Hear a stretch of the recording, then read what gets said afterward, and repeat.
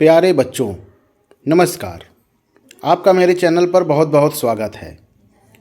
बच्चों, आज की कक्षा में हम कक्षा 7 विज्ञान विषय के अध्याय 14 ध्वनि के अभ्यास प्रश्न पर चर्चा करेंगे। क्वेश्चन आंसर को हम लोग देखेंगे कि आपके बुक में जो इस अध्याय के जो प्रश्न हैं उनके क्या उत्तर होंगे, और आशा है कि आप इस वीडियो को देखकर उन प्रश्नों को के उत्तर अपने कॉपी में लिखेंगे। चलिए स्टार्ट करते हैं। पहला प्रश्न है, सही विकल्प का चयन कीजिए। ठीक है, तो क इसमें है, निम्नलिखित में किसे ध्वनि का तारतम्य अधिकतम है। किसे नहीं होगा, ये किसमें होगा। ठीक है ना, इसको आप किसमें कर लीजिएगा। तो इसके 4 ऑप्शन दिए हैं, अ, ब, स और द। 4 ऑप्शन हैं इसमें। शेर की दहाड़, नदी का कलकल, मेघ गर्जन और मच्छरों की भिनभिनाहट। तो इसका जो सही उत्तर होगा वो द वाला होगा, मच्छरों की भिनभिनाहट। ठीक है ना, इसका तारतम्य तो सबसे अधिक होगा। प्रश्न 2,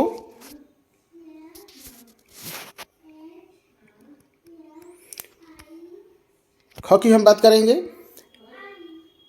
एसआई पद्धति में आवृत्ति का मात्रक है सेकेंड, हर्ट्ज, किलोग्राम और मीटर। ये 4 ऑप्शन हैं, तो सही उत्तर होगा ब, हर्ट्ज।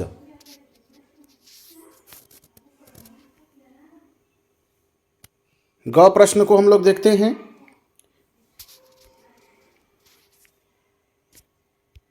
बीस हर्ट्ज आवृत्ति से कम आवृत्ति की उत्पन्न ध्वनि कहलाती है श्रव्य, कर्कश, अपश्रव्य और पराश्रव्य। तो इसका जो उत्तर है वो स वाला सही है, अपश्रव्य। घ प्रश्न हम लोग देखते हैं। ढोलक में ध्वनि उत्पन्न होती है, तो आप सभी को पता है ढोलक को जब हम पीटते हैं, है ना, यानी आघात से। तो ये द वाला उत्तर इसका सही हो जाएगा, आघात।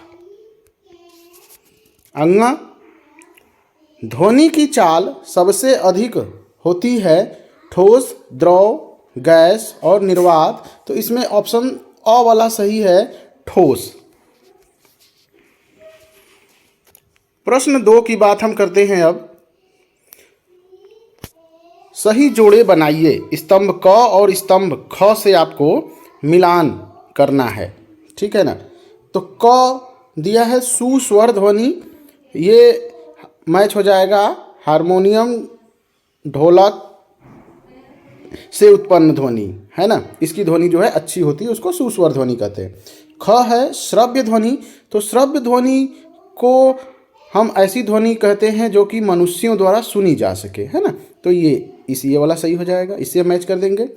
ग है अपश्रव्य ध्वनि। अपश्रव्य ध्वनि, भूकंप से उत्पन्न ध्वनि को हम अपश्रव्य ध्वनि कहते हैं, इसको हम लोग सुन नहीं सकते। ठीक। घ है बांसुरी से ध्वनि, तो बांसुरी से ध्वनि कैसे निकलती है, जब हम उसमें फूंकते हैं तब वो बजता है, तो ये वाला सही हो जाएगा। ठीक है, इस तरीके से हम लोग मैच कर लेंगे। चलिए आगे देखते हैं। प्रश्न 3, सही और गलत का निशान लगाना है। ठीक है ना। क है, ध्वनि का वेग प्रकाश के वेग से अधिक होता है। नहीं, ये गलत है ना, प्रकाश का वेग अधिक होता है। ख देखिए, उच्च तारतम्य वाली ध्वनि की आवृत्ति अधिक होती है, यह बिल्कुल सही है। ग वाला देखिए, 1 हर्ट्ज का अर्थ 1 कंपन प्रति सेकेंड है, यह बिल्कुल सही है। घ, वीणा में कर्कश ध्वनि उत्पन्न होती है। नहीं, वीणा से तो अच्छी ध्वनि उत्पन्न होती है, जो कि कानों को अच्छी लगती है। अंग हम देखते हैं, ताप बदलने से ध्वनि की चाल बदल जाती है। जी बिल्कुल सही है। ठीक है, क वाला गलत है, ख वाला सही, ग सही, घ गलत और अंग सही। प्रश्न 4, रिक्त स्थानों की पूर्ति, ठीक है ना। चलिए देखते हैं। कंपन करती हुई वस्तु का अधिकतम विस्थापन क्या कहलाता है? आयाम कहते हैं। तो आयाम यहाँ पे भरेंगे। देखिए, ध्वनि संचरण के लिए की आवश्यकता होती है, ये माध्यम की आवश्यकता होती है। देखिए, कंपन करने वाली वस्तु द्वारा एक कंपन में लगे समय को उसका क्या कहते हैं? आवर्तकाल कहते हैं, ठीक है ना। ध्वनि की चाल न्यूनतम का मतलब होता है सबसे कम, तो सबसे कम किस में होती है? गैस में, है ना। सबसे ज़्यादा ठोस में होती है और सबसे कम गैस में। तो क वाले में हम भरेंगे आयाम, ख वाले में भरेंगे माध्यम, ग वाले में भरेंगे आवर्तकाल और घ वाले में भरेंगे गैस, ठीक है। अब आगे देखिए। अंग, किसी माध्यम में निश्चित ताप पर ध्वनि की चाल परावर्तित हो जाती है, ठीक। परावर्तित यहाँ पे भरेंगे। आगे प्रश्न 5 देखिए, इसके उत्तर लिखने हैं। तो इसमें 2 प्रश्न है, क और ख। तो सबसे पहले हम क को देखते हैं। क का क्या है प्रश्न? प्रतिध्वनि को परिभाषित कीजिए। प्रतिध्वनि की परिभाषा लिखनी है ना। तो किसी पहाड़ी, ये उत्तर है आपका, किसी पहाड़ी के पास या किसी बड़े हॉल में चिल्लाने पर वही ध्वनि दोबारा सुनाई देती है, इसे ही प्रतिध्वनि कहा जाता है। यह ध्वनि परावर्तन के कारण होती है। तो अब आप अगर चाहें तो यहीं से यहाँ तक उत्तर लिख सकते हैं, ठीक है ना। इसको लिखने की कोई ज़रूरत नहीं है, ये वाली लाइन, ठीक। और चाहे तो ये पूरा भी लिख सकते हैं, नहीं तो यहाँ से किसी से लेकर जाता है तक से आपका काम चल जाएगा। आगे देखिए। ख, तारत्व की परिभाषा लिखनी है। तारत्व की परिभाषा लिखिए। मोटी तथा पतली ध्वनि के कारण का अंतर स्पष्ट कीजिए। 2 प्रश्न हैं इसमें। एक तो तारत्व की परिभाषा लिखनी है और दूसरी मोटी तथा पतली ध्वनि में अंतर लिखना है। तो उत्तर हम देखते हैं, क्या उत्तर होगा इसका। देखिए, पहला प्रश्न का पहले तारत्व की परिभाषा हम देखते हैं। तारत्व ध्वनि का वह गुण है जिसके द्वारा हम मोटी या पतली ध्वनि में अंतर कर सकते हैं।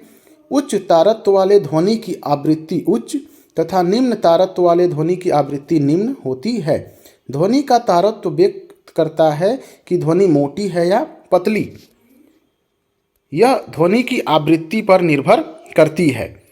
जैसे बिल्ली की आवाज़ की आवृत्ति कुत्ते की भौंकने की आवृत्ति से अधिक होती है, इसलिए बिल्ली की आवाज़ पतली तथा कुत्ते की आवाज़ मोटी होती है।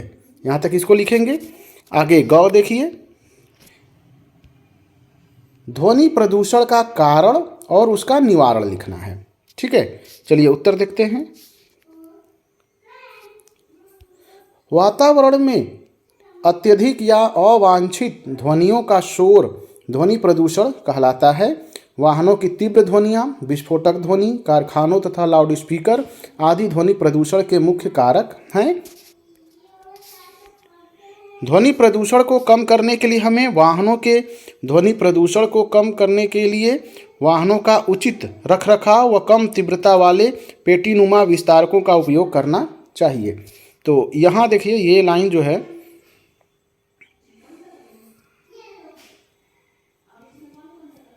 ये वाली लाइन आप मत लिखिएगा इसमें, ठीक है ना।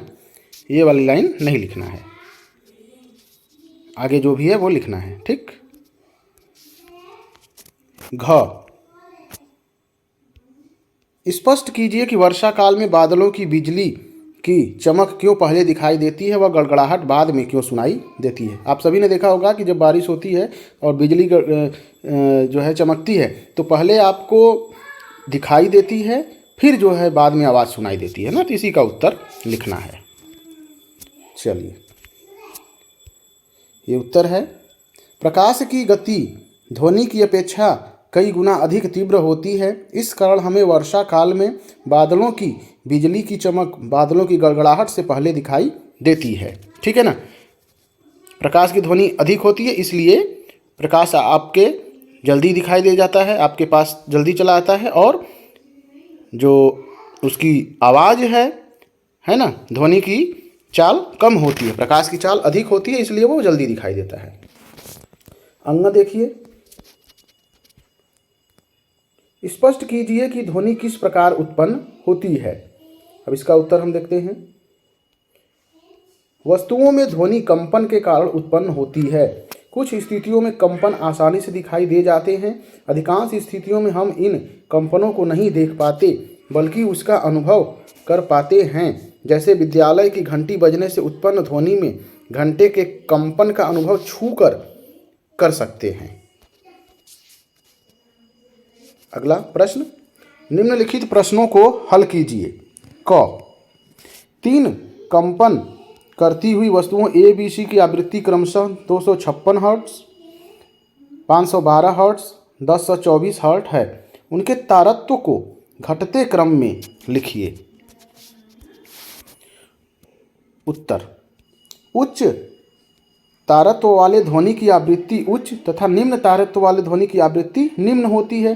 अतः यदि ए बी सी की आवृत्ति क्रमशः 256 हर्ट्ज,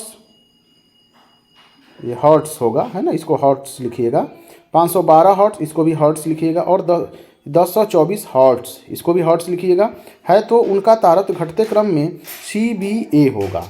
ठीक। ख,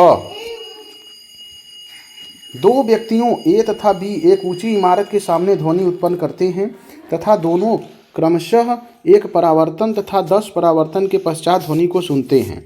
तो इसमें कौन सी ध्वनि प्रतिध्वनि तथा कौन सी ध्वनि गूंज होगी? ये पूंज नहीं, ये गूंज, गूंज है ना। उत्तर,